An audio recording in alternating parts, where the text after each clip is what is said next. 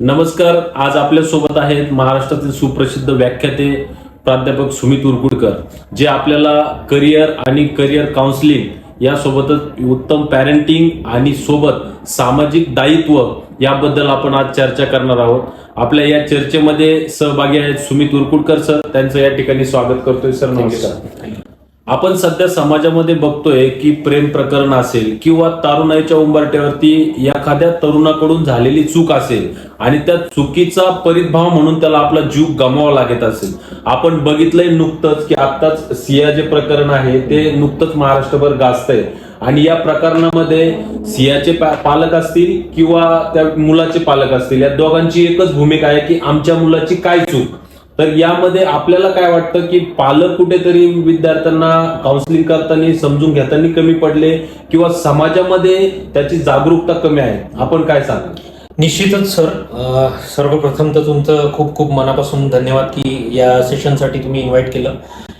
या सगळ्या प्रकरणाचा मी सुद्धा सखोल ज्या बातम्या येतात त्या सगळं मधून माहिती घेण्याचा प्रयत्न केला आणि मला सुद्धा एक जाणवतं की आज सियानी जे काही केलं, आपण त्या सियानी केलेली चूक किंवा तिला तिच्या बॉयफ्रेंडनी जी मदत केली आपल्याला ते दिसतंय, पण आपल्याला कुठंतरी ही गोष्ट सुद्धा बघावी लागेल की सियाला अशी स्पेस कुठे मिळालीच नाही पालकांकडून की बाळा तू माझ्याकडे ये आणि काहीही मोकळं होऊ शकते, सांगू शकतो. म्हणजे इथे पहिली भूमिका सियाची तर चूक आहे, नो डाऊट. प्रेम प्रकरणामध्ये या चुका होणे अपेक्षित नाहीये, पण इथे पालक कमी पडले.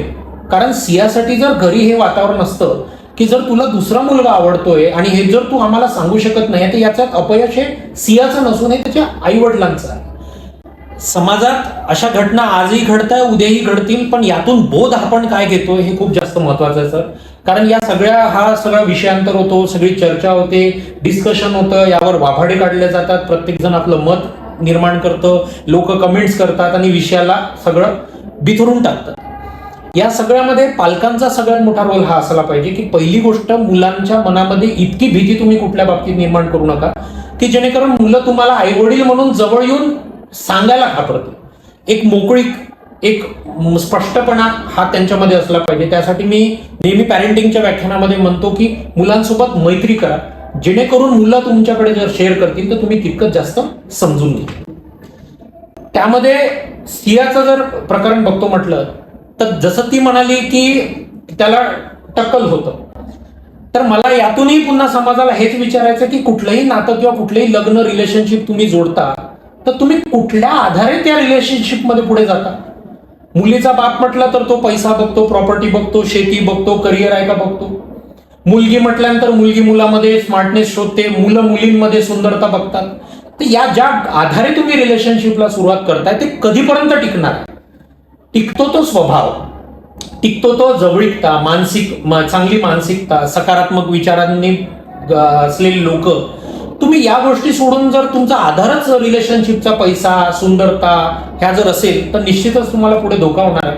कारण ही सुंदरता संपणार आहे, कमवलेला पैसाही कुठेतरी नुकसान होऊ शकतं. पण चांगली माणसं जर असली ना तर ती शून्यातून पुन्हा विश्व निर्माण करण्याची ताकद ठेवतात.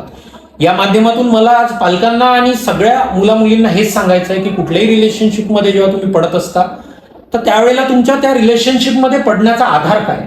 तो जर हा पोकळ असा आधार असेल तर तुमच्यासोबत याच घटना घडत राहतील. पण जर आधार माणूस म्हणून, स्वभाव म्हणून, अंडरस्टँडिंग किती आहे तुमची, तुम्ही एकमेकांच्या परिवाराला किती मान सन्मान करता, तुम्ही आई वडिलांची मतं किती जपता, तुम्ही करिअरला किती महत्व देता, यानंतर जर तुम्ही हे सगळं करत असाल तर मला नाही वाटत कुठलाही समाज या गोष्टीला तुम्हाला नकार देईल किंवा एक्सेप्ट करणार नाही. नक्कीच आपल्या बोलण्यातून हीच गोष्ट स्पष्ट होते की जर एक पालक आणि एक विद्यार्थी यांचं जर कोऑर्डिनेशन, संभाषण जर व्यवस्थित असेल आणि जर हे सिया हे प्रकरण जर महाराष्ट्रात किंवा देशभरात पुन्हा व्हायचं नसेल तर नक्कीच पालक आणि विद्यार्थी एकमेकांना बोलले पाहिजे, तेवढी मोकळीक पालक आणि विद्यार्थ्यांमध्ये असली पाहिजे. हेच नक्की आपल्याला तुमच्या बोलण्यातून लक्षात आलंय.